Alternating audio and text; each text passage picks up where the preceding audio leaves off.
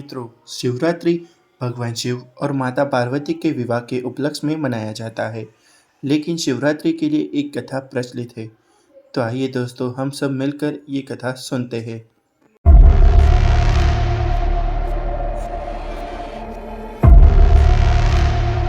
प्राचीन काल में एक शिकारी जानवरों का शिकार करके अपने कुटुंब का पालन पोषण करता था। एक रोज वह जंगल में शिकार के लिए निकला, लेकिन दिन भर भाग दौड़ करने पर भी उसे कोई शिकार प्राप्त न हुआ। वह भूख प्यास से व्याकुल होने लगा। शिकार की बाट निहारता निहारता वह एक तालाब के किनारे बेल वृक्ष पर अपना पड़ाव बनाने लगा। बेल वृक्ष के नीचे शिवलिंग था, जो बिल्व पत्रों से ढका हुआ था। शिकारी को इस बात का ज्ञात न था। पड़ाव बनाते बनाते उसने जो टहनियाँ तोड़ी, वे संयोग से शिवलिंग पर जा गिरी। शिकार की राह देखता देखता वह बिल्व पेड़ से पत्ते तोड़ तोड़ कर शिवलिंग पर अर्पित करता गया।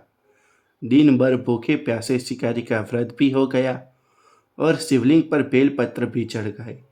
इस तरह वह अनजाने में किए गए पुण्य का भागी बन गया। रात्रि का एक पहर व्यतीत होने पर एक गर्भिणी मृगी तालाब पर पानी पीने आई। शिकारी ने धनुष पर तीर चढ़ाकर ज्यों ही प्रत्यंचा खींची, मृगी बोली, शिकारी मुझे मत मारो, मैं गर्भिणी हूँ, शीघ्र ही प्रसव करूंगी। तुम एक साथ दो जीवों की हत्या करोगे, जो ठीक नहीं है।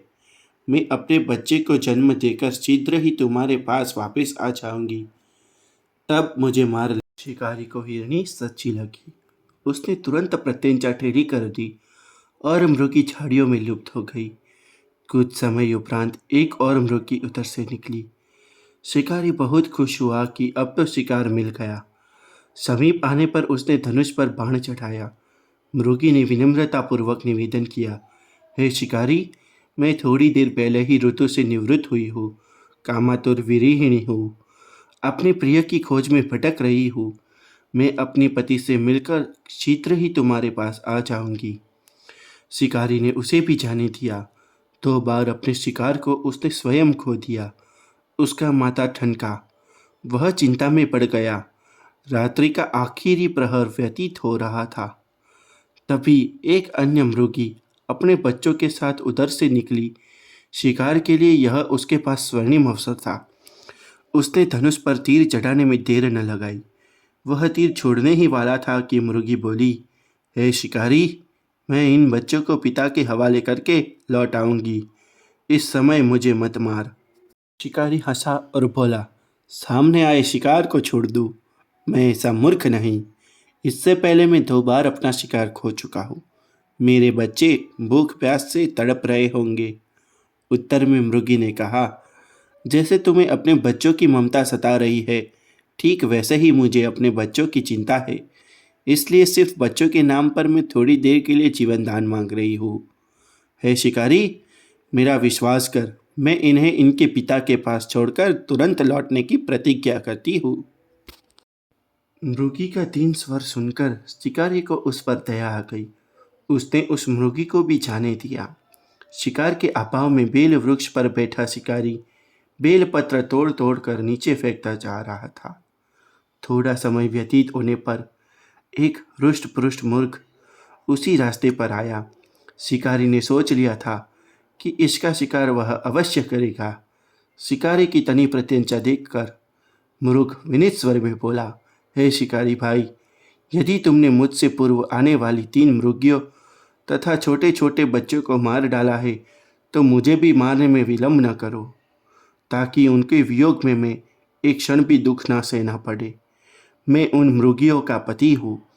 यदि तुमने उन्हें जीवन दान दिया है, तो मुझे भी कुछ क्षण जीवन दान देने की कृपा करो। मैं उनसे मिलकर तुम्हारे सामने उपस्थित हो जाऊंगा। मृग की बात सुनते ही शिकारी के सामने पूरी रात का घटना चक्र घूम गया। उसने सारी कथा मृग को सुना दी।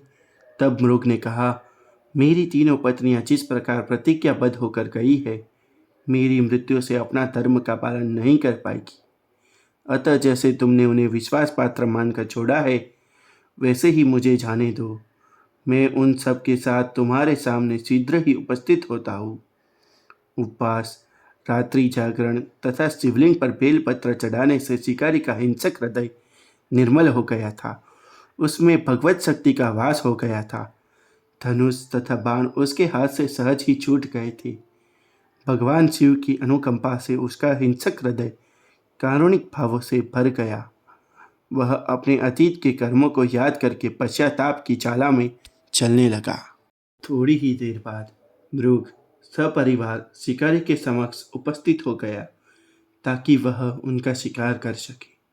किंतु जंगली पशुओं की ऐसी सत्यता, सात्विकता एवं सामूहिक प्रेम भावना देखकर शिकारी को बड़ी ग्लानि हुई। उसके नेत्रों से आंसुओं की झड़ी लग गई। उस मृग परिवार को न मारकर शिकारी ने अपने कठोर हृदय को जीव हिंसा से हटा सदा के लिए कोमल एवं दयालु बना लिया। देवलोक से समस्त देव समाज भी इस घटना को देख रहे थे। घटना की परिणति होते ही देवी देवताओं ने पुष्प वर्षा की, तब शिकारी तथा मृग परिवार को मोक्ष प्राप्त हुआ। दोस्तों, अगर आपको ये वीडियो पसंद आई हो तो लाइक कीजिएगा, कमेंट कीजिएगा और सब्सक्राइब कीजिएगा द गुज्जू कवि को। धन्यवाद। जय हिंद, जय भारत।